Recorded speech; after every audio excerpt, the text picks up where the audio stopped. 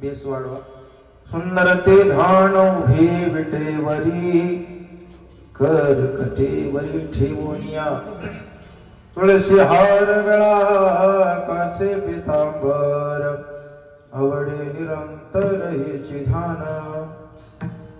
मकर कुंडली तळपती श्रवणी कंठी कौस्तुभमणी विराजित तुळसी हार गळा कासे पितांबर आवडी निरंतर हेची ध्यान. तुका म्हणे माझे हेची सर्व सुख पाहिना श्रीमुख आवडीने तुळसी हार गळा कासे पितांबर आवडी निरंतर हेची ध्यान. शुक्लां ब्रह्म विचार सार परमा माध्यम जगद्व्यापिनीं वीणा पुस्तकधारिणीं अभयदा जाढ्यांधकारपहां हस्ते स्फटिक मालिकां विदधतीं पद्मासने संस्थितां वन्दितां परमेश्वरीं भगवतीं बुद्धिप्रदां शारदां महायोगपीठे तटे भीमरथ्यां वरं पुण्डरीकाय दातुं मुनीन्द्रै समागत्य तिष्ठन्तमानन्दकन्दं परब्रह्मलिङ्गं भजे पाण्डुरङ्गं पाण्डुरङ्ग करो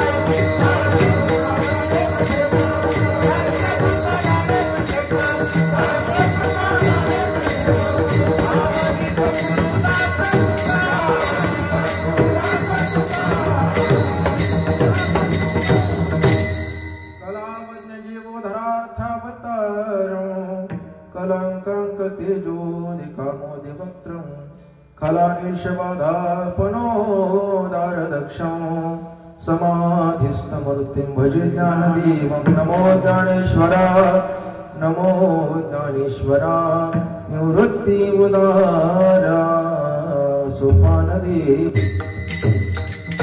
ज्या ठिकाणी मन जाय माझे त्या ठिकाणी निज रूप तुझे मिठे तो मस्तक ज्या ठिकाणी तिथे सद्गुरु तुझे पाय दोन्ही श्री गुरु सारिखा असता पाठी रखा इतरांच्या लेखा हो न करी विठला विठाला.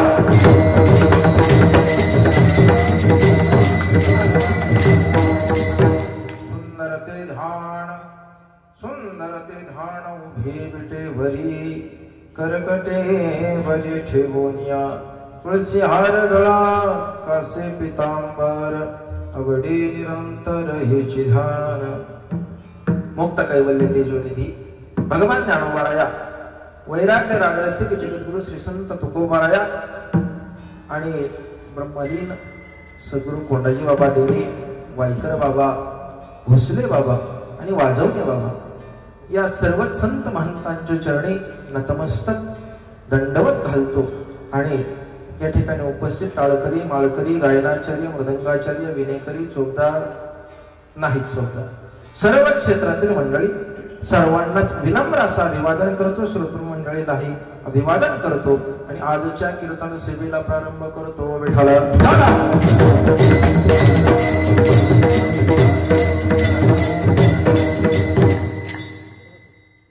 जो अभंग तुमच्या समोर गायला गेला बोलला गेला वदला गेला तो अभंग वैराग्य रागरसिक देऊचे सुप्रसिद्ध साधू वैराग्याचे मूर्तिमंत पुतळे जगद्गुरु श्री संत तुकोबाराया यांच्या गाथ्यातील 4 चरणांचा उत्कृष्ट असा देवडीकरांचा गाथा पाहिला तर 14 क्रमांकाचा आणि मामासाहेबांचा जर गाथा पाहिला तर पहिल्या क्रमांकाचा अभंग विठ्ठला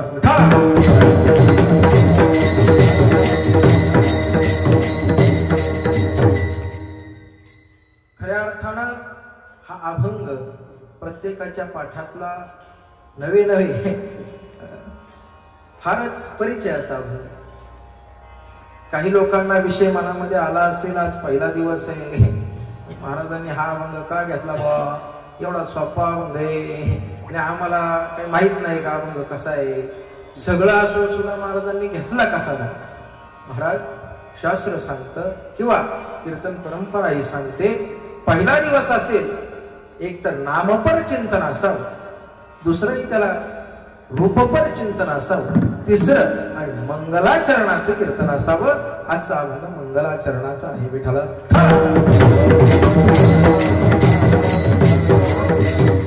खऱ्या अर्थानं पाहिलं तर आजचा दिवस फार गोड आहे. पहिला दिवस कशाचा? आपल्या सद्गुरु ब्रह्मलीन कोंडाजी बाबा डेरे यांनी लावून दिलेल्या परंपरेचा हा पहिला दिवस आहे. परंपरा म्हणजे काय? दौऱ्याची परंपरा. ही दौऱ्याची परंपरा किती वर्ष झाले सांगता येत नाही. मला तर वाटते सरांच्या इथंच 55-60 वर्ष झाली, बरोबर ना मॅडम? आणि खऱ्या अर्थानं पाहिलं ही परंपरा जोपासणं काही लिंच्यापेच्या माणसाचं काम नाही. अहो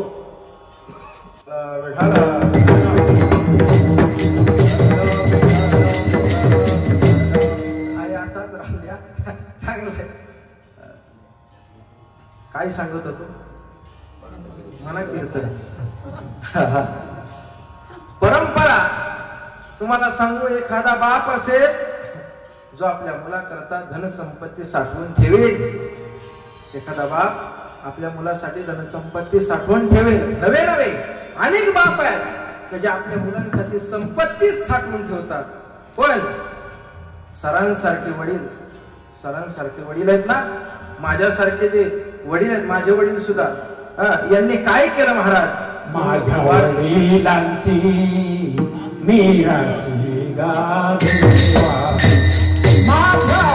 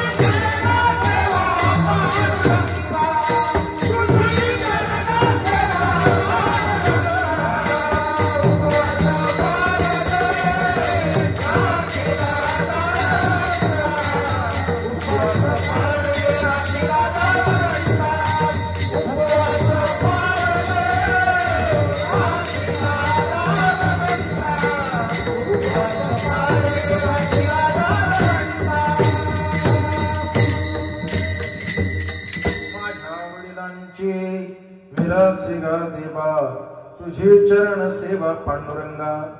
हे थोडं पुढं होतं, पण मी सांगत होतो हे का अनेक बाप आहेत आपल्या मुलासाठी संपत्ती साठवून ठेवतात. पण हे असे वडील आहेत ज्यांनी वारकरी संप्रदाय आणि कोंडाजी बाबांची परंपरा आपल्या मुलाच्या हातात दिली आणि वर्षानुवर्ष ती चालू आहे. यात खरी मोठी ताकद आहे आणि परंपरा चालवणाऱ्या सुद्धा ताकद लागते. विठाला तुम्हाला मी सांगत होतो, परंपरा चालवणं हे लेच्यापेच्या माणसाचं काम नाही काम. तुम्हाला सांगू का, एखादा मेंगलाट माणूस आहे ना, परंपरा नाही चालवू शकत. एक दिवस काय झालं, उदाहरण देऊ का? एका व्यक्तीला सांगितलं, एका वारक्या पोराला सांगितलं, एका वारकऱ्याचं पोरग होतं, घंटेला लावत होतं.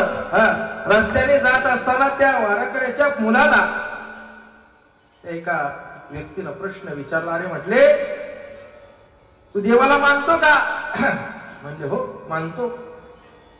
ते तर दिसतं, ते तू कपाळाला गंध लावलाय, सगळं कळतंय आम्हाला, पण ऐक ना, तो आत्ता म्हण या जगात देव नाही, तुला मी एक सफरचंद देतो. काय म्हटलं? तू देव नाही असं म्हण, तुला मी 1 सफरचंद देतो. तो म्हण, महाराज खरं सांगू का, तो वारकरी कसल्या वारकऱ्याचा नव्हता, कसलेल्या वारकऱ्याचा होता. कसा? कसलेल्या वारकऱ्याचा. तुम्हाला खऱ्या अर्थाने सांगू का, हे कोरोनामध्ये माळा काढणारे हे काय कसले वारकरी आहे? कसलेले नाही, कसलेल्या वारकऱ्याचा पोरगा होता. तो म्हटला, नाना, काका, बाबा, कुणी असाल तुम्ही, पण ऐका ना, तुम्ही देव आहे असं म्हणा, मी तुम्हाला 3 सफरचंद देतो. महाराज, अशी पोरं पाहिजेत, अशी वारकऱ्याची पोरं पाहिजेत, नाहीतर विठाला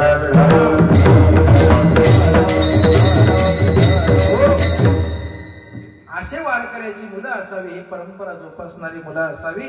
म्हणून आजचे परंपरेचं कीर्तन आहे आणि परंपरेच्या ठिकाणी कीर्तन करत असताना बाबा या ठिकाणी कधी काळी कोंडाजी बाबांचं काल्याचं कीर्तन होत असायचं आणि त्या गाडीवरती मला उभं राहण्याचा मान मिळतोय.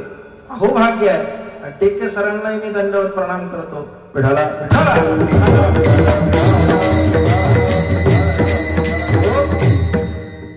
आज जो अभंग चिंतन करता घेतलेला आहे, कीर्तन संधी करता घेतलेला आहे, याचं कारण काय आहे? मंगलाचरण. हा अभंगाचा अर्थ सांगण्याची मला काही गरज वाटत नाही. प्रत्येकाला अभंगाचा अर्थ अभंगासहित सगळं पाठ आहे. पण तरी सुद्धा या अभंगामध्ये काही युक्ती वापरलेल्या आहेत, काही विशेषण वापरलेली आहेत. ते कोणाकरता आहेत हे तुम्हाला चांगलं माहिती आहे, पण त्याविषयीचं चिंतन आपल्याला करायचं आहे. एखाद्या व्यक्तीची ओळख पटवून देण्याकरता जे केलं जातं ते विशेषण. आता समजा जर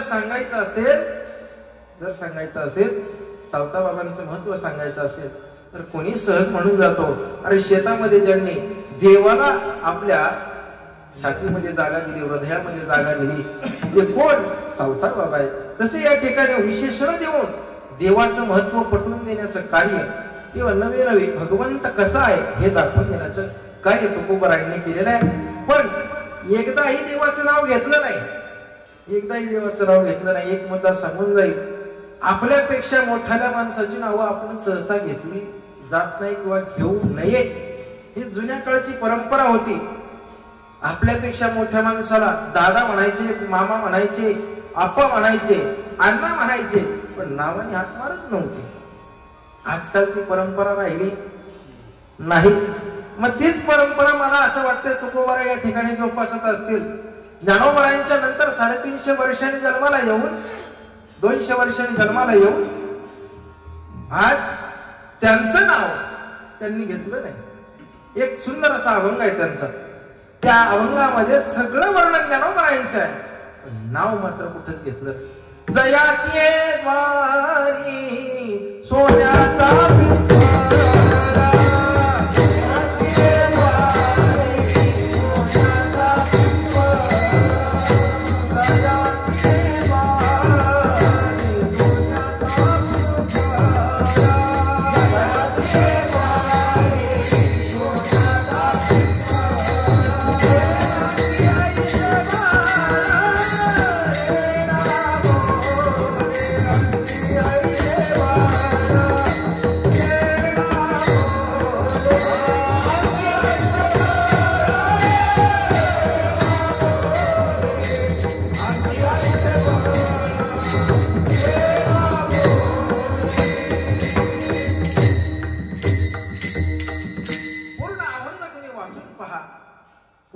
वाचून पहा.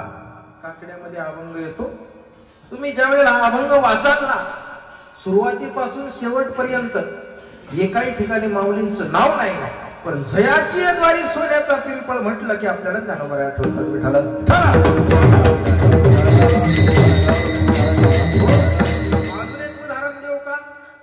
अजून एक उदाहरण देऊ का? पूर्वीच्या काळामध्ये लग्न झालेली स्त्री आपल्या नवऱ्याचं नाव घेत नसायची. आता ज्या सासवा झाल्यात त्या तर नसनच घेत असं मला वाटतंय. पण आताचा काळ थोडासा बदलच झालाय. कारण काय, मला सांगा बरं, आजकाल तुमच्या सुना गावाकडच्या सोडून द्या, पण काही मुंबईकडच्या असतील, पुण्याकडच्या असतील, ते आहो म्हणतात का अरे रमेश म्हणतात? काय म्हणतात? आहो म्हणतात का अरे रमेश म्हणतात? म्हणजे माझ्याकडे तुम्हाला विठाला विठाला. महाराज माऊलींनी सुंदर वर्णन केलं, तुम्हाला सांगून जाईल. 3 स्त्रिया एका जागी बसलेल्या आहेत. 3 स्त्रिया एका जागी बसलेल्या आहेत. त्यात एक नवविवाहित तरुणी आहे, पूर्वीची आहे, ज्ञानोबांच्या काळातली आहे. महाराज पुढून काही पुरुष चालत येत होते. त्यात तिचा नवराही होता, नवविवाहित तरुणीचा नवराही होता. ते म्हणाले, एका स्त्रीने तिला प्रश्न विचारला, काय ग ते धोत्रावरती आहेत ते तुझे पती आहेत का? तिने मान हलवली, म्हणजे नाही. त्याच्या बाजूला ज्यांनी जॅकेट घातलंय ते तुझे पती आहेत का? म्हणजे नाही. ज्यांनी सूटबूट घातलंय ते तुझे पती आहेत का? तिने लाजावं बुजावं आणि काहीच बोलू नये. त्यावरती त्यांनी अंदाज लावला. पूर्वी कसा असायचा, अंदाजावर सगळं होतं. बाया सुद्धा लाजत होत्या, आता लाजती नाही तर भाग वेगळा आहे. पण लाजल्यानंतर कळायचं हा तिचा कोण आहे, हा कोण आहे. त्या दोन्ही स्त्रियांनी समजून घेतलं ह्या बालिकेचा, या तरुणीचा तो नवरा आहे. ज्ञानोबा आहे सुंदर वर्णन करतात, सुंदर सांगतात, म्हणतात, जैसे न सांगणे वरी बाळापतीसी रूप करी, बोलून माने पण विवरी, आचर्चा जेथ जिथं चर्चा होत नाही लाजली जाते स्त्री, त्यावेळेला समजून जायचं का नवरा आहे. अशाच पद्धतीनं तुकोबारायांनी सुद्धा या अभंगामध्ये एक वर्णन भगवंताचं केलं, वर्णन भगवंताचं केलं, पण नाव घेतलेलं नाही अधिकारामुळे. विठाला विठाला.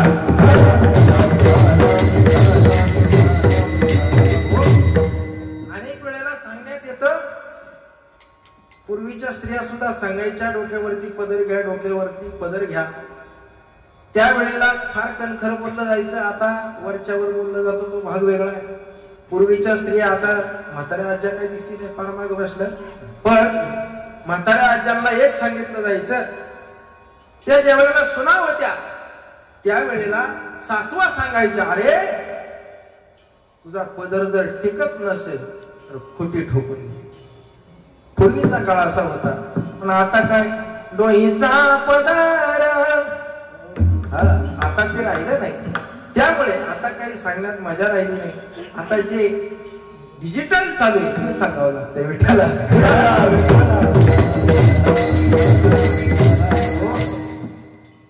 त्याच पद्धतीनं या अभंगामध्ये तुकोबारायांनी नाव घेतलं नाही, पण वर्णन भगवंताचं केलंय.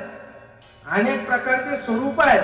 त्या स्वरूपामध्ये 3 प्रकार मुख्यत्वे मांडले जातात. एक तदेकात्मक स्वरूप, 2 आवेश स्वरूप आणि 3 स्वयं स्वरूप. या 3 स्वरूपामध्ये वर्णन देवाचं केलेलं आहे. 2 स्वरूपाचं वर्णन आज नाही आणि ते मी सांगणार नाही. कधीतरी सांगेल तर ढेरंगे बाबांनी सांगितलं, तुम्ही 8:30ला जरी चालू केलं तरी 9लाच संपलं. त्यामुळे कसं आहे, तदेकात्मक स्वरूप आणि आवेश स्वरूप. तदेकात्मक स्वरूप जर पाहिलं तर ज्या वेळेला विठाला विठाला तदेकात्मक स्वरूप पाहिलं, तदेकात्मक स्वरूप पाहिलं, महाराज दिसायला सुंदर नसतात पण दिव्य स्वरूपाची प्रचिती त्यांच्याकडून होते. ते तदेकात्मक स्वरूप आहे. आवेश स्वरूप ते दिसायला सुंदर असतात पण आवेश रागाने भरलेले असतात. नवे नवे अजूनही भाग सांगितला जातो. कपिल मुनी त्या स्वरूपामध्ये येतात, ऋषीमुनी येतात. ज्यांनी भगवंताचा अवतार ऋषीमुनींच्या ज्या ज्या फळामध्ये झाला ते अवतार आवेश स्वरूपामध्ये येतात. पण एक सांगितला तो स्वयं स्वरूप आहे, जो स्वतः आलाय ना, त्याचं वर्णन आजच्या अभंगाच्या पहिल्या चरणात तुकोबारायांनी केलं. सुंदर ते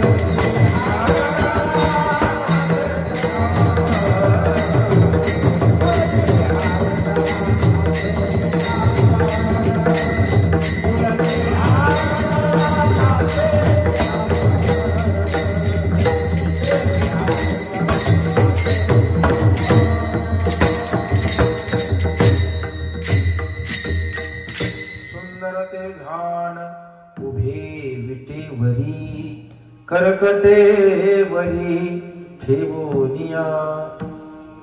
जे ध्यान सुंदर आहे ना ते स्वयंस्वरूप. मगाशी सांगत होतो तुकोबरायांनी त्याचं वर्णन केलंय. स्वयंस्वरूप म्हणजे काय. आणि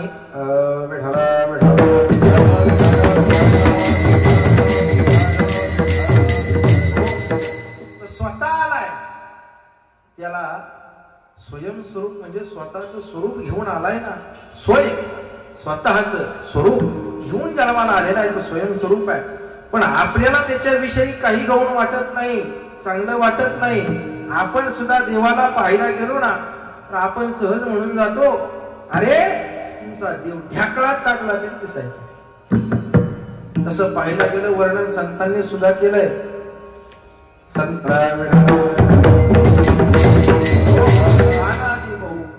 ठाईचाची काळा अनादी बहु काळा. संतांनी सुद्धा वर्णन केलं. पण संतांचा अधिकार वेगळा आहे. आपण गेल्यानंतर सहज जाऊन म्हणतो, अहो महाराज पंढरपूरला गेलो, पायी वारीला गेलो. पायी वारीला गेल्यानंतर अहो 18 तास लाईनीला उभा राहिलो. अभंग वाचून गेलो होतो ना. सुंदर ते ध्यान भेटेवरी अभंग वाचून गेलो होतो. पण तिथं गेल्यानंतर तुमचा देव एवढा काळा आहे, ढेकूळ सुद्धा कमी पडेल एवढा काळा. अहो म्हटले तुम्ही रूप पाहायला गेले. रूपाचं नाही विषय इथं, ध्यानाचा विषय.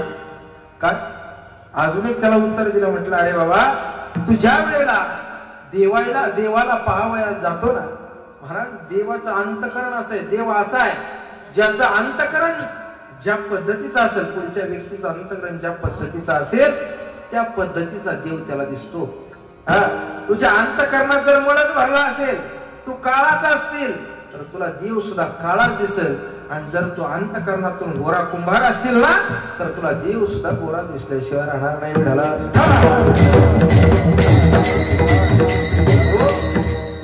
अनेक वेळेला आपण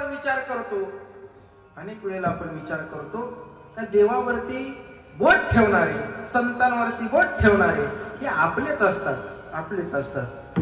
अनेक वेळेला सांगत असतो. काय आहे, माझे एक शिक्षक होऊन गेले.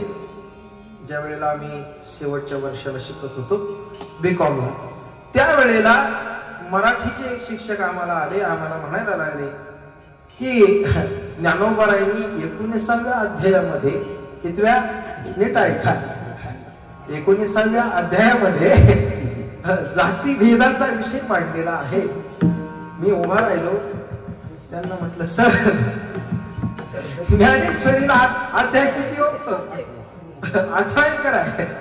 अहो 18 अध्यायाची ज्ञानेश्वरी, 19वा अध्याय तुम्ही लिहिलाच कधी? अहो ज्याचं ज्ञान आपल्याला नाही, ज्याचा अभ्यास आपल्याकडे नाही, ते विषयी बोलूही नाही आणि लोकांना भरकटूही नाही. नाही तर काय आणायला नेऊन सोडतात आणि तिथून परत माघारी कसं यायचं हे सांगत नाही. नका जाऊ आड राहणे आईशी गरजती पुराणे. तुम्हाला वाचायचं नाही, काय नाही, नुसतं तुम्हाला बसून ज्ञान पाहिजे. मोकळाय विठ्ठला.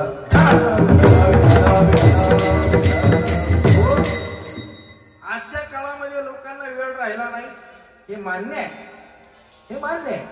पण आपण वेळात वेळ काढून का होईना ज्ञानेश्वरीची एखादी तरी ओवी वाचावं का नाही? आपल्या जीवनाच्या कृतार्थतेला काही लागत नाही. मी म्हणत नाही 18 तास बसून ओंकार महाराजांसारखी ज्ञानेश्वरी एका दिवसात वाचा. ओंकार महाराज भोर माहितीये ना, 18 तास बसून वाचू नका. अहो एक तरी ओवी नामावने ग्रंथ श्री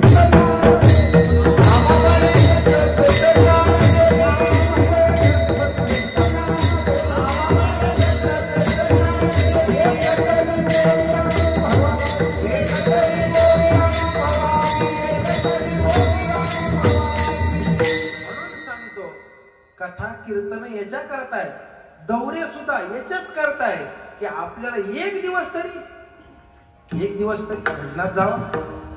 एक दिवस महाराज आपला एक दिवस काय, एक क्षण सुद्धा भजनाला जात नाही. आपण म्हणतो महाराज या इकडं पाणी द्यायचंय, महाराज ही गुरं सोडायची, महाराज गुरांना पाणी दाखवायचंय, वैरण आणायची, हे करायचं ते करायचं. अहो सगळं दररोज करताय, पण करत असताना नामचिंतन करा ना. विठाला विठाला या जगामध्ये देवासारखा सुंदर कोणीच नाही.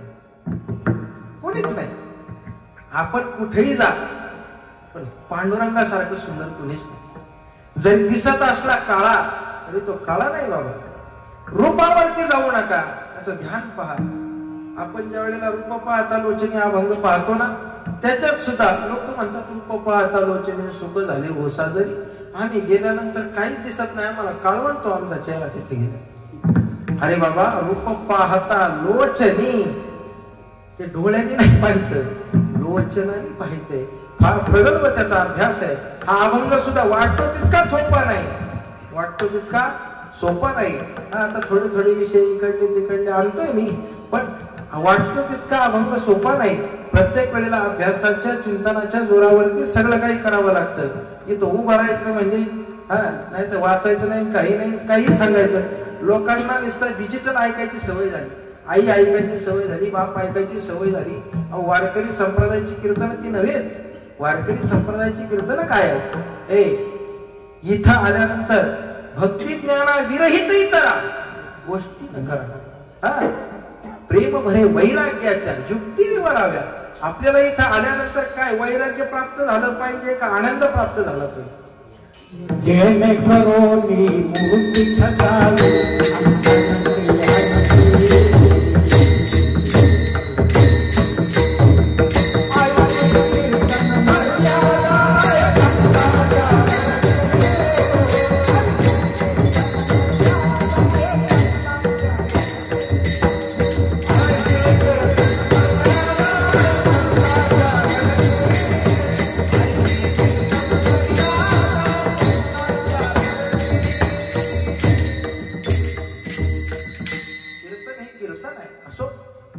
माझा पांडुरंग किती सुंदर आहे महाराज.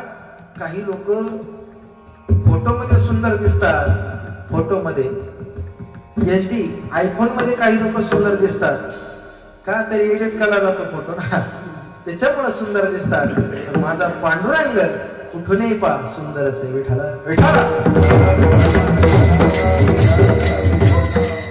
इथं आल्यानंतर अनेक लोक पाहायला भेटतील मेकअप करून सुंदर होतात. देवाला तसं काही त्याची करायची गरज नाही. आता आजकाल पुरुष मेकअप करायला लागले तो भाग सोडून द्या, पण देव सुंदर आहे ना. अहो संत मांदियाळी ना प्रत्येक वेळेला देवाला सुंदरच म्हणते. रूप पाहता डोळे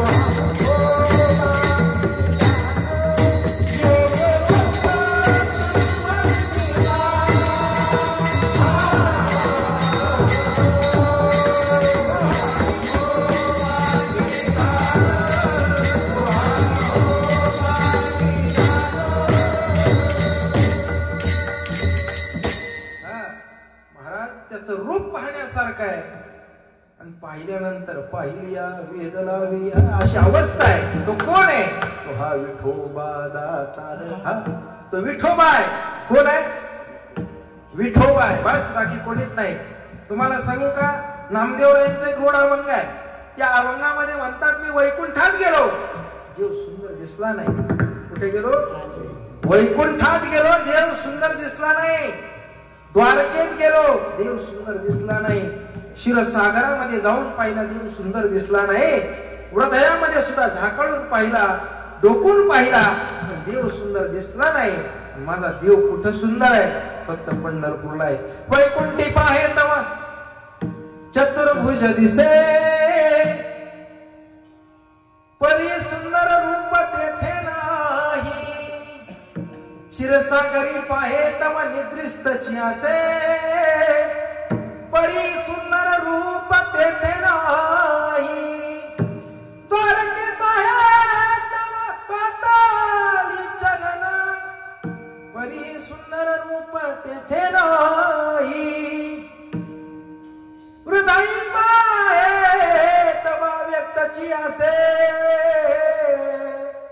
परी सुंदर रूप तेथे नाही. नामा म्हणे आई सा सर्व गुण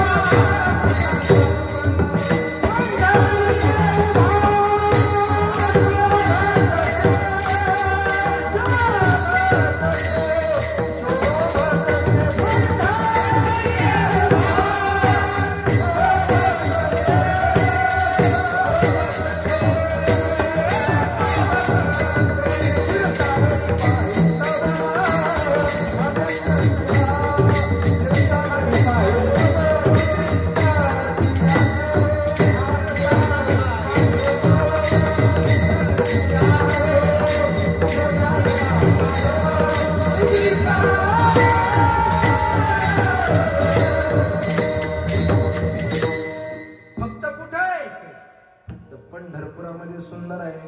कुठं आहे का नाही? त्यामुळे सांगतोय, अनेक ठिकाणी जाण्यापेक्षा एकच ठिकाणी शोधा विठाला. विठाला अजून सुंदरपणाची व्याख्या सांगू का? अजून अजून या जगात 3 सुंदर सांगितले. आता मग अशी एक होता, पण आपण 3 सांगतो. कोण ते म्हटले? एक अयोध्येमध्ये पाहिलेला, अरे ज्या कौशल्याच्या मांडीवरती खेळतोय ना, तो प्रभू राम. अरे एक गोकुळात पाहिलेला, जो नंदाच्या अंगणामध्ये खेळतोय. एक पुंडलिकाच्या पाठीमागे उभा आहे, तो सुंदर. विठाला विठाला सुंदर ते ध्यान घेऊन मांडीवरी, कौशल्या जननी भीती गाय. सुंदर ते ध्यान नंदाच्या अंगणी, गोपाल गौळणी खेळताय. सुंदर ते ध्यान कुंडलिका पाठी. त्याच्या मागा याच्या व्यतिरिक्त या जगात सुंदर कोणीच नाही. सखी पुसे सखी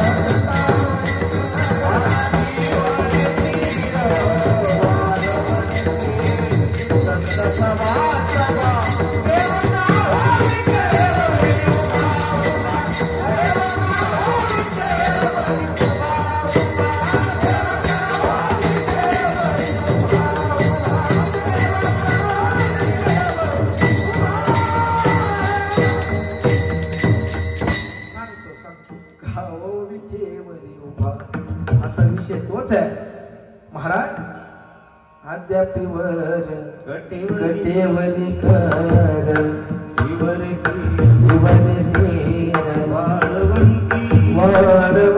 संत सभा देव अहो सुंदर परमात्मा आपल्या करता उभा आहे. कोणा करताय? आपल्या करता उभा आहे. सुंदर ते ध्यान दोन्ही हात ठेवोनी कटी दोन्ही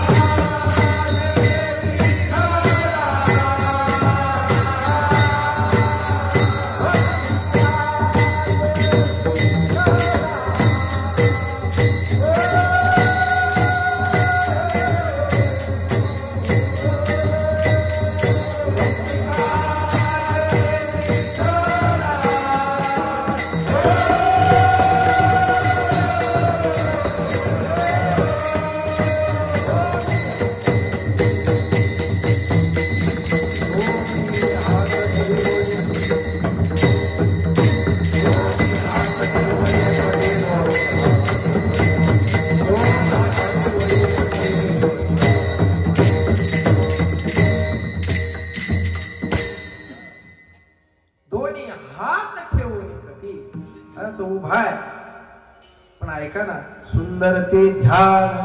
आता उभे विटेवर का विटेवर उभा आहे? याच कारण आहे. महाराज गौतम ऋषी आणि त्यांची पत्नी, तिचं नाव होतं अहिल्या.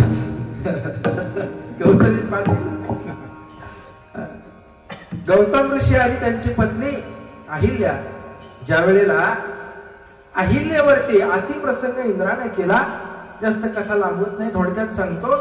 त्यावेळेला गौतमाने जो शाप दिलाय, त्या शापामुळे इंद्रा पडली भगे, चंद्र झाला. हे शापक आहे तरी सुद्धा चंद्र झाला काळा, योग्य आहे. पण या शापातून काहीतरी उशाप मिळावा म्हणून गौतमाकडे प्रार्थना करू लागला. त्यावेळेला एक उशाप त्यांनी दिला. दोन सांगितले जातात तशा पद्धतीनं, पण एक उशाप असा दिला, भिवरेच्या तटाकी गेल्यानंतर ज्या वेळेला तू नदीत स्नान करशील त्यावेळेला तुझा उद्धार होईल, आणि एक तू त्याच भीमेमध्ये वीट होऊन पडशील, आणि ज्या वेळेला पुंडलिक नावाचा साधक त्या ठिकाणी येईल आणि पांडुरंग परमात्मा त्याच्या भक्तीवरती प्रसन्न होईल, आणि ती वीट मागे भिरकवली जाईल, आणि त्यावरती जगन्नियंत पांडुरंग परमात्मा उभा राहील, विष्णू भगवंत उभा राहील. त्या वेळेला तुझा उद्धार होईल. आता समजून घ्या, ही वीट कोण आहे? इंद्र आहे. कोण आहे? इंद्र ही माझ्या भगवंताच्या पायाखालची वीट आहे. म्हणून सुंदर ते ध्यान उभे विटेवरी विठाला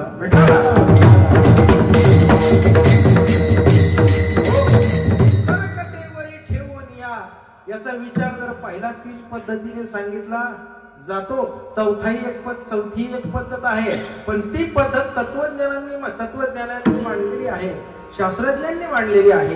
पण 3 पद्धती आपल्याकडे सहसा मान्य केल्या जातात. एक, देव भागलाय, दमलाय म्हणून उभा आहे. एक दुसरा, तो आपल्या भक्तांची वाट पाहतोय म्हणून उभा आहे.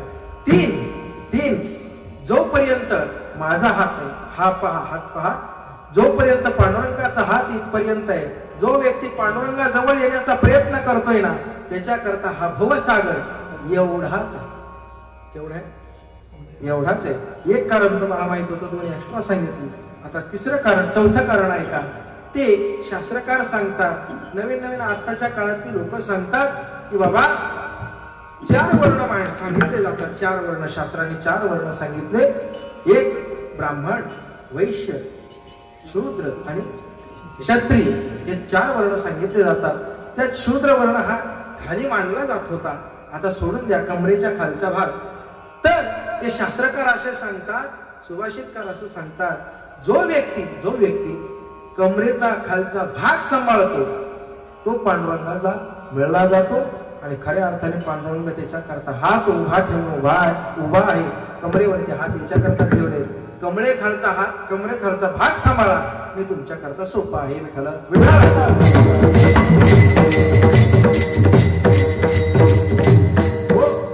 याच पद्धतीनं सुंदर ते ध्यान उभे विटेवरी करकटेवरी ठेवूया.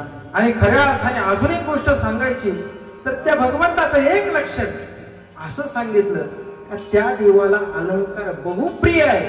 त्याकरता 2 चरण तुकोबारायांनी या ठिकाणी खर्च घातले. त्यातलं दुसरं प्रमाण तुळशीहार गळा कासे पितांबर. तुळशीहार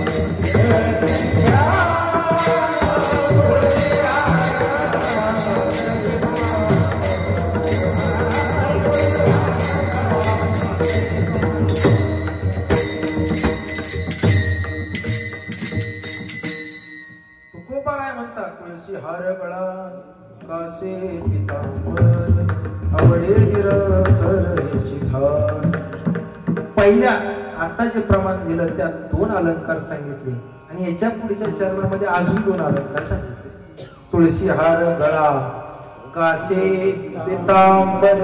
ऐका ना, तुळशी हार शास्त्रकार सांगतात या जगामध्ये काही देव आहेत त्यांना काही गोष्टी आवडतात. त्या पद्धतीनं माझ्या विष्णू भगवंताला पांडुरंगाला विठोबाला काय आवडत असेल तर अलंकार आवडतात. किती अलंकार आवडतात? फार अलंकार आवडतात. त्यातले 4 अलंकार फक्त तुकोबारायांनी सांगितले. ते म्हणतात नमस्कार प्रियो भानो, नमस्कारो प्रियो भानो, जलधारा प्रियो शिव, अलंकार प्रियो विष्णू, मोदक प्रियो ब्राह्मणा, मोदक प्रियो. अरे सूर्याला नमस्कार आवडतो, सूर्याला नमस्कार आवडतो. शंकराला जलधारा आवडते. मी गेल्या वर्षी मुद्दा सांगून गेलो की शंकराच्या पूजनाचा जो विषय आहे तो आपण बाहेरच्या लोकांकडून घेण्याचा प्रयत्न करू नका. ते दूध ओततात, त्याच्यावर दही ओततात, ताक ओततात, सगळं काही ओतलं जातं, तूप ओतलं जातं. पण आपल्याकडे सोपा पर्याय सांगितला. एक बिलवदळ, एक बिलवदळ, एक घ्यायचं बिलवदळ, एक पसा पाणी, एक बिलवदळ, एवढंच बस, बाकी काही लागत नाही. एक पसा भर पाणी घ्या, महादेवाच्या जवळ जा, त्याच्यावरती पाणी विसर्जित करा आणि त्यावरती बिलवदळ ठेवा. हे वर्म आहे कशाचं? शंकर भगवंताचं, महादेवाचे पिंड पूजण्याचं. विठाला जलधारा आवडते. कोणाला? महादेवाला जलधारा आवडते. आणि विष्णू भगवंताला, ब्राह्मणांना म्हणजे गणपती बाप्पाला काय आवडतं? मोदक आवडतं, मोदक आवडतो. आणि अलंकार कोणाला आवडत असतील तर विष्णू भगवंत, विठ्ठलाला, पांडुरंगाला अलंकार आवडतात. हे अलंकार धारण करण्यामागचंही काहीतरी कारण आहे ना. हे असेच केलेत का? नाही कोणतं झाडे भेटलं म्हणून तुळशीचं घातलं असं काही आहे का? नाही कोणतं झाडे भेटलं म्हणून तुळशीची माळा घातली असं नाही ना. महाराज काल एकाला तुळशीची माळा घालण्याकरता आळंदीत गेलो. योगायोग झाला. ते म्हणले बाबा मला माळ घालायची. म्हणलं चला बा, चौधरी बुवांसारखे माळकरी माळवाले चला बंद त्यांच्याकडे कीर्तनकार आहेत, असे तसे हे ते. गेलो त्यांच्याजवळ आणि त्यांच्याजवळ गेल्यानंतर एक वाक्य त्यांनी त्या पुढच्या व्यक्तीला सांगितलं. म्हटले, पुढचा व्यक्ती त्यांना म्हणतोय, बाबा माळ घालायची काही दक्षिणा आहे का? काय काही दक्षिणा आहे का? ते म्हटले, अरे बाबा घातलेली माळ टिकव हीच मोठी दक्षिणा आहे. घातलेली माळ टिकव हीच फार मोठी दक्षिणा आहे. अहो काही लोक माळ घालतात आणि महिन्यात गुरु वाटवतात. काय घ्यावा, माळ घातली दुसऱ्या दिवशी काय त्यांचा नित्यनेम असेल तो करतात आणि पाक गुरुला लागतं. म्हणून मी काय अजूनपर्यंत कोणाला माळ घालीत नाही. काही लोक गाड्यांमध्ये माळा घेऊन फिरतात, तो भाग सोडून द्या, तो त्यांचा धर्म आहे. ते म्हणतात आपल्याला माळकरी वाढवायचे. अहो माळकरी तुम्ही वाढवायला लागले का कमी होते का विठाला?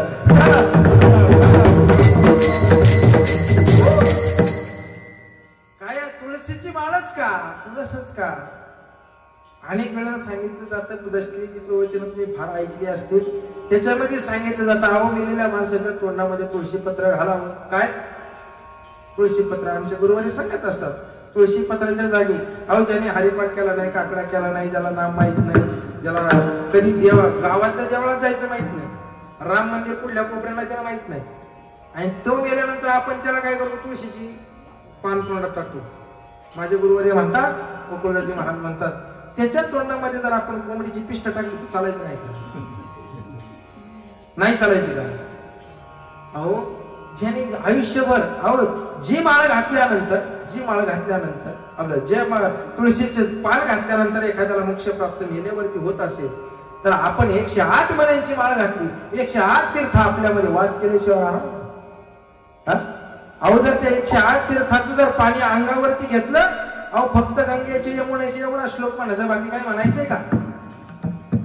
आपण प्रयागराजला जातो, काशीला जातो, अयोध्येला जातो, ह्या नदीला आंघोळ कर, त्या नदीला आंघोळ कर. अरे नदी ही दोषाचं निवारण करते, म्हणून काय सारखे सारखे दोष करून फिटणार आहेत का? नाही. त्याकरता आपल्याला काय करावं लागेल? माझा पांडुरंग सुंदर ते घाण उभे विटेवरी, तो फक्त पाहत राहा विठाला. आपल्याला जे करायचंय ते लोकांना सांगत बसू नका, त्याने ताकद कमी होते. काय ताकद कमी होते? ज्या ज्या वेळेला आपण विचार पाहतो ना, एखादा व्यक्ती आपल्या घरी आला, संत असू द्या, महात्मा असू द्या, तो महात्मा घरी आल्यानंतर आपण जगाला सांगत बसतो, हा महाराज माझ्या घरी आला, हा महाराज माझ्या घरी आला, तो महाराज माझ्या घरी आला. पण ऐका, त्या महात्म्याची ताकद घरामध्ये आलेली असते, आणि ज्या वेळेला आपण वाचाळपणा करतो त्यावेळेला ती ताकद घरातून बाहेर निघून जाते. का? त्याच्याकरता उदाहरण सांगून जाईल. पंढरपुरामध्ये चातुर्मास चालतो, हे का गुरुजनांकडून ऐकलेलं आहे, पण चातुर्मास चालतो. आजच्या ह्या मुद्द्याला मी तुम्हाला सांगून जाईल काय विषय आहे.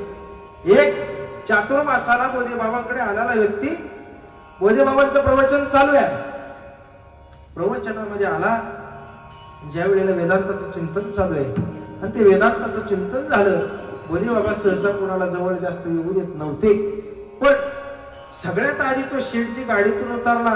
त्या काळातली करोडो रुपयाची गाडी जी असेल, त्या गाडीतून बाहेर उतरला. बाहेर उतरल्यानंतर महाराज पॉश कपडे घालून उभा होता. आतमध्ये आला, डायरेक्ट त्याला प्रवेश देण्यात आला, आणि बाबांचे पाय धरले.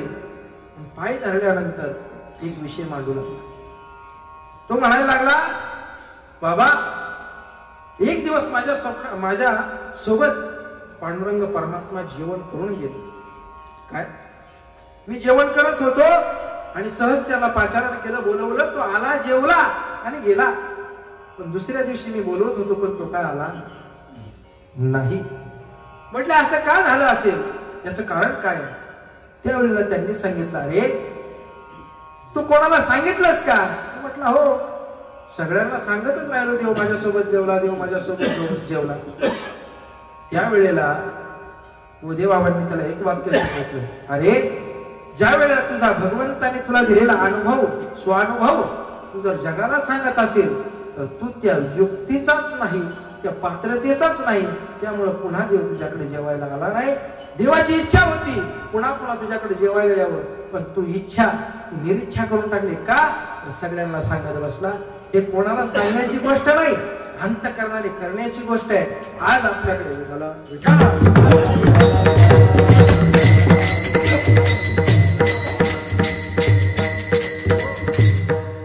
ही परंपरा आहे. या परंपरेचा जर विचार केला, सर सांगत नाहीत आम्ही हे करतो आम्ही ते करतो, ते फक्त अंतःकरणापासून ही सेवा करतात म्हणून त्यांच्याकडे ही गर्दी आहे आणि ही वारकरी आहेत. विठाला विठाला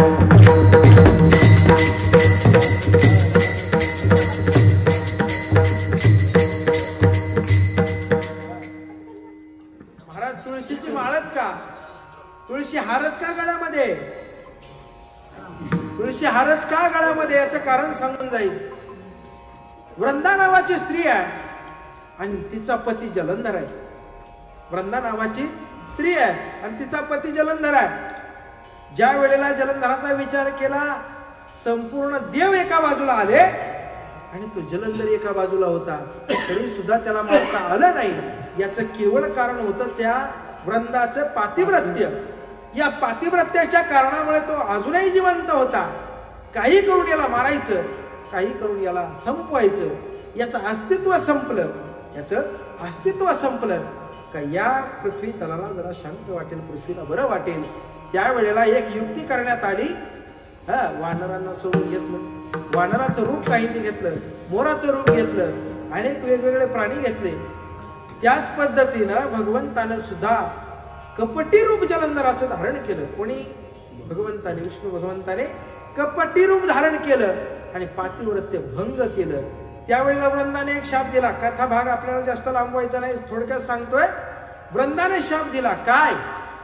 तू 2 शाप दिले. एक, तुला ज्यांच्या मदतीनं तू आज मला या ठिकाणी छळलंयस, माझं पातिव्रत्य भंग केलंस ना, त्यांचीच मदत घेऊन जसं तू मला पतीपासून वेगळं केलं, तसंच तुला रावण नावाचा एक दैत्य पती तुला तुझ्या पत्नीपासून दूर करेल. तू सुद्धा यांच्या मदतीने तिथपर्यंत जाशील आणि तळमळ करशील. आणि दुसरा शाप दिला तो म्हणजे गंडकी नदीमध्ये तू दगड होऊन पडशील. काय? गंडकी नदीमध्ये तू दगड होऊन पडशील. ते दगड म्हणजे साधे सुद्धा दगड नाहीत बा, ते साधे दगड आहेत का? नाही महाराज. त्या गंडकी नदीमध्ये जर हात घातला तर शालिग्राम नावाचा दगड बाहेर. कोणता? ऐकताय ना? शालिग्राम. आपल्याकडे जर ब्राह्मण असतील तर त्यांच्याकडे तो पाहायला भेटेल, आपल्यासारख्याकडे तो जवळ नाही, आपल्याला पाहायला सुद्धा भेटत नाही. पण त्या वृंदाने सुद्धा अजून एक शाप दिला. भगवंताने त्या वृंदाला अजून एक शाप दिला. काय? अरे तू गंडकी नदी होशील आणि तिथला मी दगड होईल, पण त्या गंडकी नदीमध्ये तुझे जर केस वाहिले गेले, त्या केसापासून एक वनस्पती निर्माण होईल, ती मला फार प्रिय राहील. ती तुळसी. तुळसी झाली वृंदा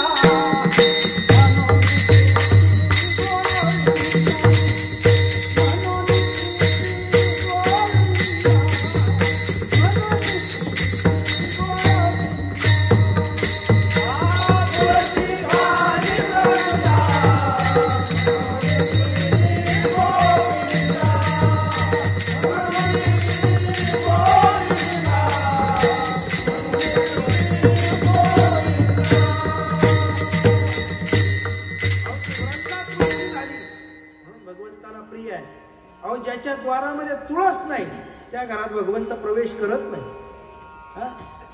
महाराज तुकोबाराय सुद्धा वर्णन करतात, ज्याच्या द्वारामध्ये तुळस नाही ते घर नसून स्मशान. काय आहे? स्मशान आहे, स्मशान. आता ज्याच्या घरासमोर नसेल त्याने समजून जा, पण ज्याच्या घरासमोर आहे ना ते घर वृंदावनच आहे. विठाला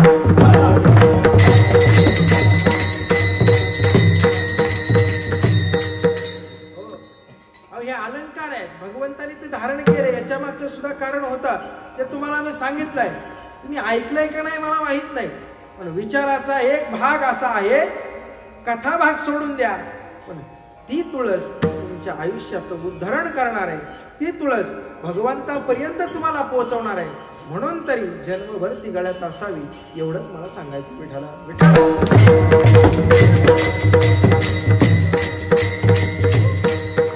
त्यानंतर म्हणतात तुळशी हार गळा कासे पितांबर.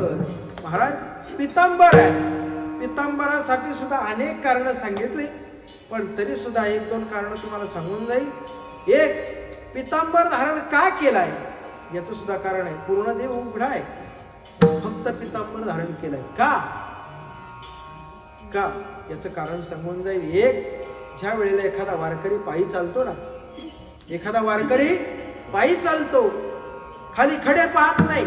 महाराज अनेक वारकरी असे आहेत कपाळामध्ये चप्पल घालत नाही, अंगावरती कपडे परिधान करत नाही. अहो आमच्यासारखे वारकरी तुम्हाला ढिगाने पाहायला भेटतील हो. वारीला जायचं म्हणून 1000 रुपयाची चप्पल घेणारे आम्ही वारकरी. किती? 1000 रुपयाची मऊ चप्पल आम्ही वारकरी. अरे वारीला जायचं म्हणून कोपरे शिवणारे आम्ही वारकरी 1000 रुपये मीटरचं कापड घेऊन.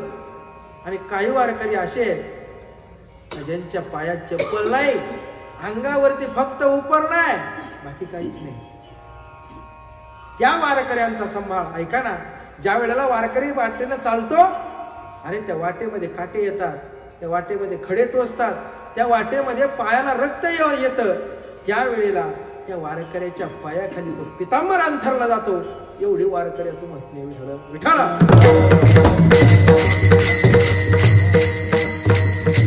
वारकरी साधा नाही हो.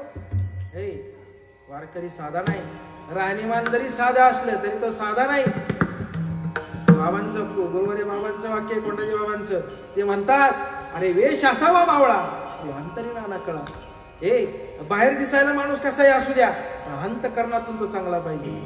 बाहेर दिसण्याकरता माणूस काळा असू द्या हो, पण ढेकळा टाकला तरी नाही दिसू द्या, पण एक सांगू का, अंतकरणातून तो गोरा कुंभार झालाच पाहिजे.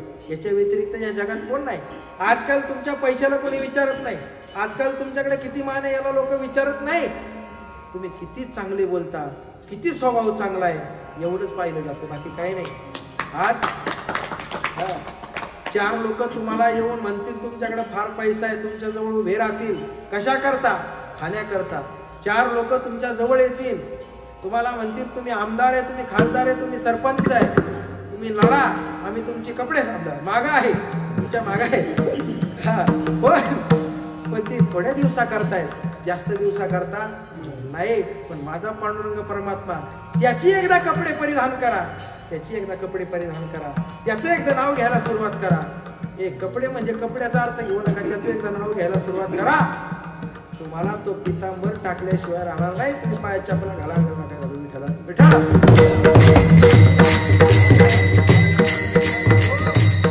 दुसरं एक कारण सांगून जाईल. पितांबर असण्याचं दुसरं कारण एक सांगून जाईल. अरे एखादा वारकरी आहे, त्याला वारीला यायला जमलं नाही जमलं त्याला वारीला यायला, नाही वारीला येता आलं का? घरची कामं काढलेत, घरी कोणच नाही करायला, एकटा जीव आहे, त्याच्यामुळे थांबावं लागलं. कष्ट करतोय, इतके कष्ट करतोय, बैल नाही, स्वतः बैल म्हणून राबतोय. अरे त्याच्या अंगाला आलेला घाम, त्याच्या चेहऱ्याला आलेला घाम, अरे तो त्याने तहानेने व्याकुळ झाला असेल ना, तर तो पांडुरंग परमात्मा त्याला उचलून घेतो आणि त्याची तहान भूक विचारतो, आणि त्या पितांबराने ते घाम पुसला जातो. कोणाचा? त्या भक्ताचा. अरे एवढी मोठी ताकद वारकरी संप्रदायात आहे. अजूनही आपण आपलं शेत, आपलं मालमत्ता, आपलं घर कुठवर करता. पांडुरंग परमात्म्याने अनेक वेळेला, संत महात्म्यांनी अनेक वेळेला आपल्याला दृष्टांत देऊन सांगितलं, पण आपला काय दृष्टी जाग्यावर येत नाही. भाऊ विठ्ठल,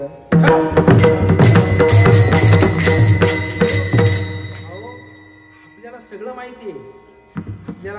माहितीये. तुम्हाला खरं सांगू का, ते दशक्रियेचा विषय पण एकदा मांडतो बाबा. सगळं माहिती आहे आपल्याला. आपल्या मागून आपण जेवढं कमवलंय ते आपल्या मागच्या नाही. ते कोंबडी सारखं झालंय मला, पुढं उकरीतोय माझं खात्यात, पुढं उकरीतोय माझं, त्याला काय राहिलंच नाही. काय राहिलंय का? कोंबडी पाहता तुम्ही नाही का तुमच्याकडे? सफेद लिंबू नाही खात का तुम्ही? हा, तुम्हाला माहिती आहे कोंबडी काय करते? पुढं पुढं पुढं पुढं उकरत राहते, पण माग खायला पाहिला पिलावळच खाते ना, बाकी कोणी खात नाही. तसं आपलंही, आपण कष्ट करतो, ओढतो, मागं टाकतो, ओढतो, मागं टाकतो. सगळं माग चाललाय. आपल्या करता काय? अरे कोण कोणाचं नाही, तुझ्याच मागचे चोर. अरे हे काय साधे आहेत का? हे तुझ्या मागचे चोर आहेत. हे तुझ्यासाठी नाही रडत, तू गेल्यानंतर तुझी धन दौलत याच्याकरता रडतात. अरे सून पाहिली, सून पाहिली, सासू करता रडते का? नाही, ती तिच्या विठाला विठाला. जनसामान्य आहे. आपल्या जवळ आलेला प्रत्येक माणूस रडतो फक्त स्वार्था करता. स्वार्था करता जवळ करतात लोक आपल्याला. मारताना सुद्धा कोणी म्हणतं का रे, अरे हा माझा बाप होता, हा माझा बाप होता, याने 1.5 कोटी रुपयाची प्रॉपर्टी माझ्यासाठी राखून ठेवली, 2 कोटी रुपयाची प्रॉपर्टी राखून ठेवली. याचं प्रेत जाळायचं नाही, पण याचं स्टॅच्यू करून ठेवू, याला चांगल्या फ्रीजर मध्ये ठेवू. हा असं कोणी म्हणतं का? नाही म्हणत. उलट लोक म्हणतात, काढा काढा म्हणती याचा झाला.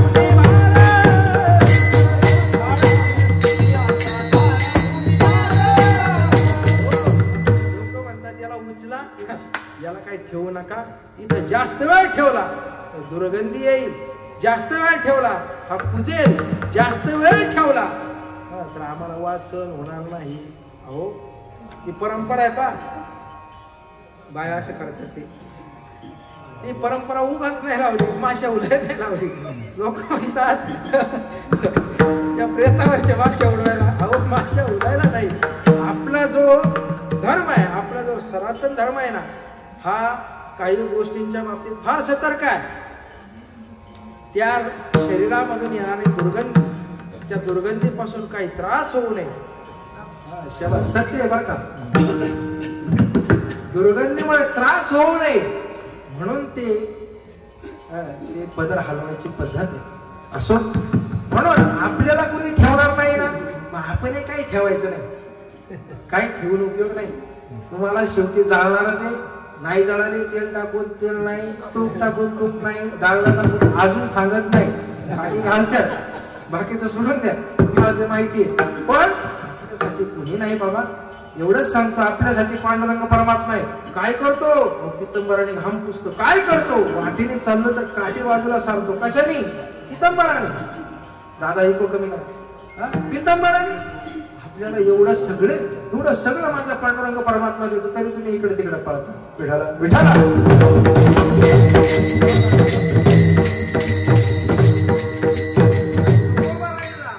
हे ध्यान आवडे निरंतर, निरंतर आवडतं. निरंतर पहा बरं का, निरंतर. कधी कधी निरंतर यात फरक आहे.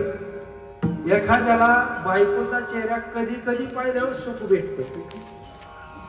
एखाद्याला बायकोचा चेहरा पाहिल्यानंतर कधी कधी सुख भेटतं. पण माझ्या पांडुरंग परमात्म्याचं तोंड पाहिलं नाही, रूप पाहिलं नाही, ध्यान पाहिलं तर निरंतर सुख आहे. कसं? निरंतर. त्याला अंतर नाही, त्याला अंत नाही आणि आधी विठाला. त्यानंतर तुकोबारायांनी 2 अलंकार सांगितले तिसऱ्या चरणात. मकर कुंडले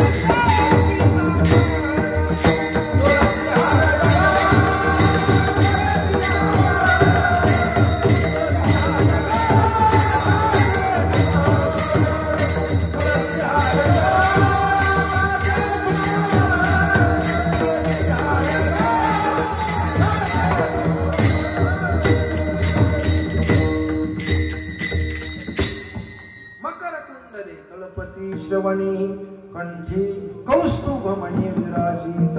आपल्याकडे 15 मिनिटं राहिले, त्यामध्ये थोडासा भाग मांडतो. त्याआधी आपण भजन करू आणि पुढचा भाग पाहू. विठोबा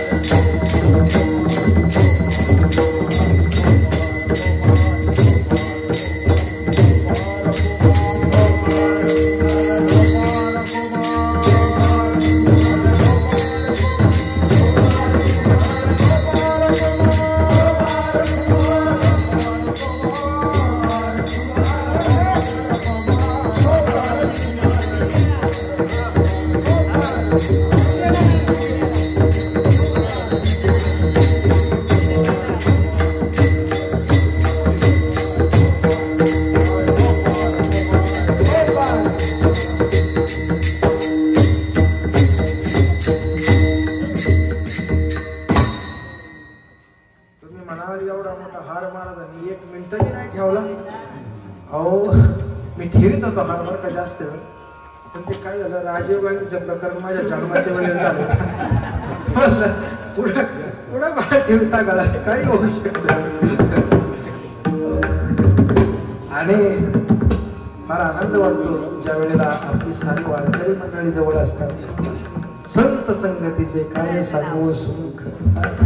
इथं आपलं फरक नाही, लहान मोठं नाही. इथं आल्यानंतर धीरंगे बाबा खरंच आनंद वाटतो. याच्याशिवाय आनंद दुसरा नाही बा. काय 10 दिवस, ज्या वेळेला 10 दिवस एवढ्या अनुभवी माणसांमध्ये राहण्याची वेळ येते, त्यावेळेला फार कसून परीक्षा द्यावी लागते. छोट्या छोट्या गोष्टींवरून आपल्याला टोकलं जातं. कारण का, ही पिढी अजूनही 100 वर्षापर्यंत अशीच राहावी. आम्ही ज्या काटेकोर पद्धतीने ही परंपरा चालवली ना, आमच्यासारखी यांनी चालवावी. म्हणून प्रत्येक शब्दाला टोकलं जातं, प्रत्येक वाक्याला. आणि मगाशी सांगत होतो, लेच्या बेच्या माणसाचं काम नाही. प्रत्येक वेळेला जर म्हटलं ना, नाही इथं नाही चुकला, इथं नाही चुकला, इथं नाही चुकला, तो म्हणतो बाबा हा तुझा टाक जातो घरी. पण जो व्यक्ती टाकीचे घाव सोसून मूर्ती रूपाला दिसून येतो ना, तो व्यक्ती पुन्हा कधीच मागे वळून पाहत नाही. ही इथल्या लोकांची नाही, प्रत्येक संत महात्म्याचा विचार घ्या.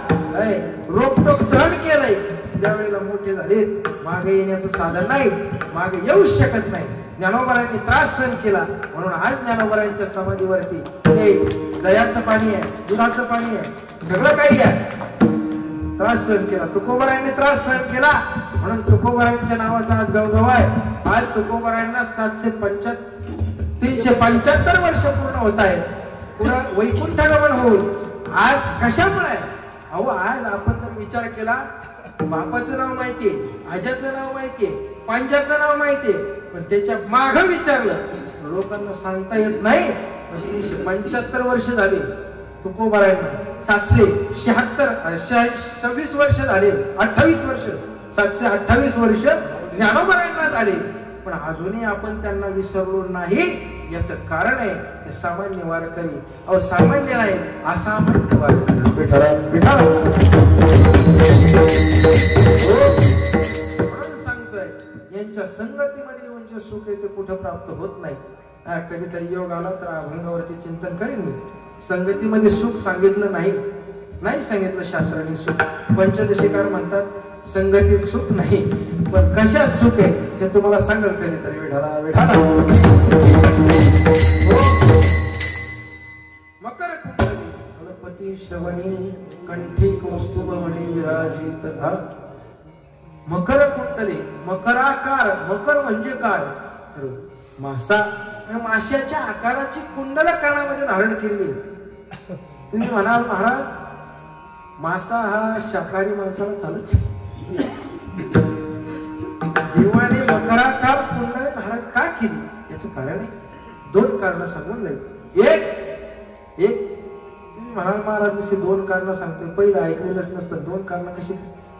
पहिलं तुम्हाला माहिती आहे मत्स्य अवतार ज्या वेळेला घेतला त्या अवताराची आठवण सातत्यानं लोकांना राहावी म्हणून एका कानात मकराकार कुंडले आहे. दुसऱ्या कानात का आहेत अहो आदिनाथ उमा बीज प्रगटले मचिंद्राला धले सहज. महाराज ते मचिंद्राला लाभलं. तो अवतार कशाचा होता तर माशाचा.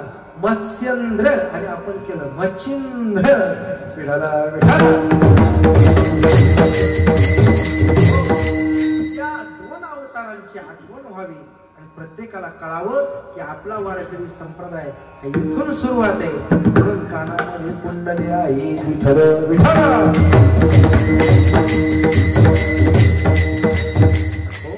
आणि कौस्तुभमणी हा कौस्तुभमणी देवाला कुठे सापडला. हा अमृत मंथनामध्ये सापडला. मंथनामधून जो बाहेर निघाला तो येऊन डायरेक्ट देवालाच प्राप्त झाला. तो इतर फिरत बसला नाही. मकर कुंडले कळपती श्रवणी कंठी कौस्तुभमणी विराजित विठला विठा.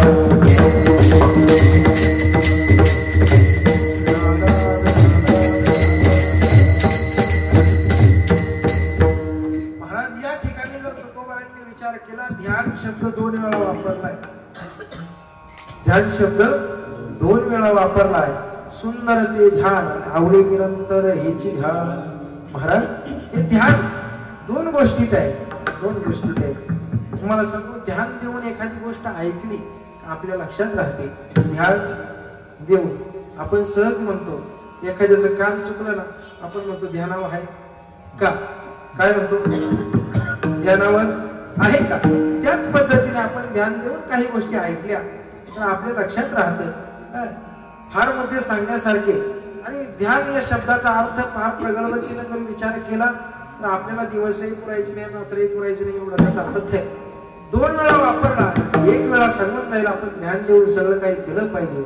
आणि ध्यान आपण अंतःकरणाने डोळे झाकून त्या पांडुरंगाची मूर्ती ध्यान लावून पाहावी एवढाच विचार या अभंगातून घेऊन जा. बाकी काय तुम्हाला पंढरीला जायची गरज नाही. काशीला वेळाला जायची गरज नाही. मला तसं पाहिलं संतांनी अजून सोपं सांगितलं. ते म्हटले काशी यात्रा 5 द्वारकेच्या 3 आणि पंढरीची जाण 1 यात्रा. फक्त एकदाच जायचं. किती वेळा पंढरीला एकदा जा. वर्षातून जा नाहीतर आयुष्यातून एकदा जा पण जा बाबा. अहो मुसलमान पहा त्यांच्याकडे हजला जाणं जन्मात एकदा तरी गेलं पाहिजे. असं आपल्याकडे काहीतरी असावं. आपणही काहीतरी नियम बाळगला पाहिजे ना. अरे त्या धर्माला मानलं पाहिजे की आपल्या धर्मावरती बोट ठेवत नाही. आपलं उठ सूट. आता तुम्हाला आलाय प्रसंगाचं सांगून जातो. एक दिवस अमेरिकेचं पुत्र भारतात आलं. तुम्ही म्हणाल तुम्हाला कसं माहिती. मला माहिती. अमेरिकेचं पुत्र भारतात आलं. पण भारतात आल्यानंतर आपल्याकडे लय मोकाट बोलण्याची सुविधा आहे. कोणी उठतो देवावर बोलतो, कोणी उठतो संतावर बोलतो. ते पुत्र भारतात आलं. आता कसं आहे मग अशी बाबा म्हटली अतिथी देवो भव. त्या पद्धतीने प्रत्येक आपल्या इकडली कुत्री भारतातली गेली. ते म्हटले अमेरिकेहून कुत्रे त्या अमेरिकेहून मोठा असेल चांगला असेल देपाड असेल त्याला खायला पिझ्झा बरोबर आहे सगळ्या गोष्टी. ती गेले. एअरपोर्टला गेल्यानंतर पहिला प्रश्न त्याला विचारला काय रे कसा काय बरं आहे का. म्हणला काय बरं नाही. म्हणलं काय झालं. काय नाही म्हणले आलोय तुमच्या देशात जरा बरं वाटलं. म्हणलं का. म्हणले कारण आहे कसं. बरं जाऊ ते जाऊ ते कारण नंतर सांग. म्हणलं किती दिवसासाठी आला. आता मला इथंच मुकट ठोकायचं. म्हणलं आता जायचंच नाही. म्हणलं का. ते म्हणले का तर म्हणलं कसं आहे आमच्या देशात भुकायला प्राधान्य नाही. इथं भुकायला प्राधान्य इथं काय तुम्ही भुकता लोकांनी जेव्हा लक्ष देत नाही. स्वातंत्र्य आहे तुम्हाला. महाराज हे कुत्र्याचं नव्हतं. विठाला विठाला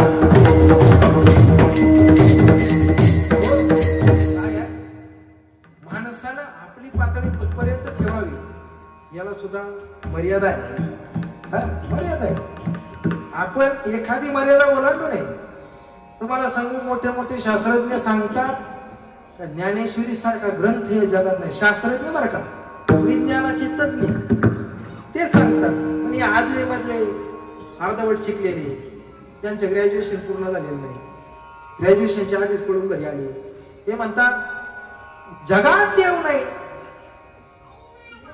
जगात देव नाही, मी देवाला मानित नाही. अरे बाबा, ज्या दिवशी तू देवाला मान अगर नको मानू, पण ज्या दिवशी देव तुला मानणार नाही, तुझ्या घरासमोर गर्दी झाल्याशिवाय राहणार.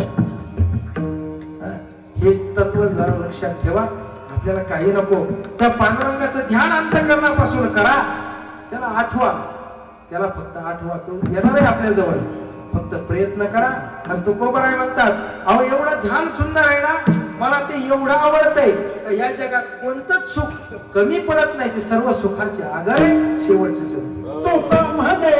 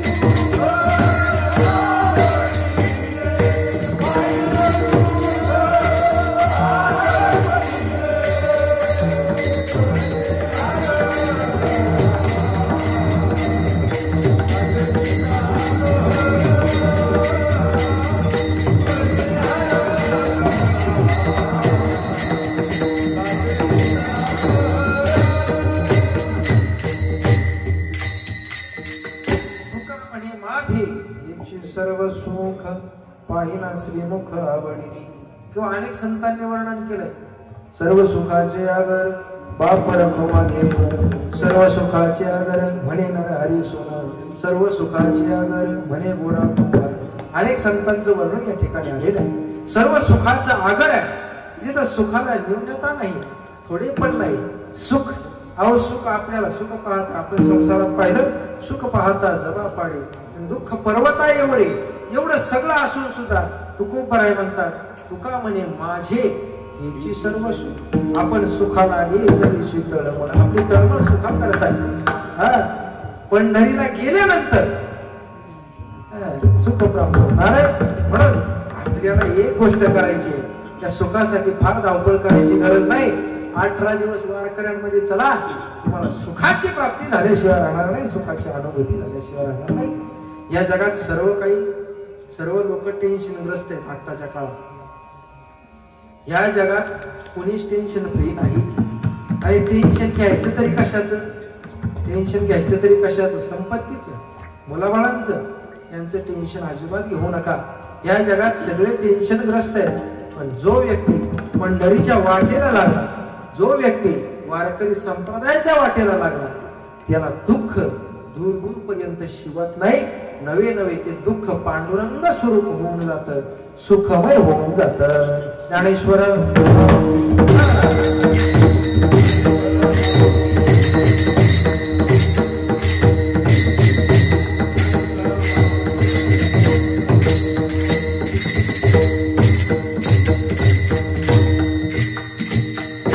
झालेली सेवा गुरुवर्य गोकुळदासजी महाराज पिंगळे यांच्या चरणावरती समर्पित करत असताना, गुरुवर्य कोंडाजी बाबा, बाजवणे बाबा,